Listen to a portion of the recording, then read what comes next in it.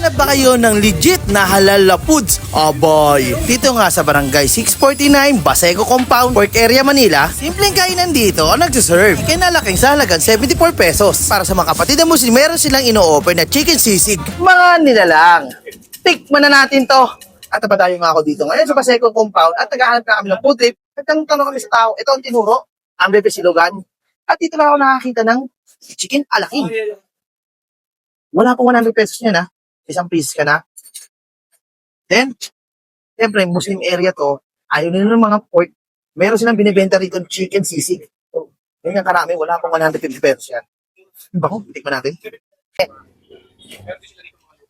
100 pesos, mabubusog ko na dito.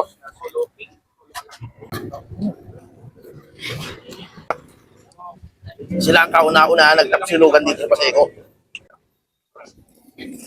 May pagkamangang sa konting sauce, ha? Pero sakto lang. Open pala sa rito ng 10 a.m. hanggang 12 na madaling araw. Lunes sa Linggo yan, ha? Kaya kayo dyan.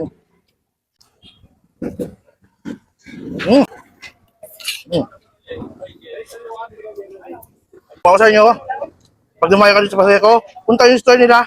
Napakasarap, napakasulit at napakasulit at putripan nila.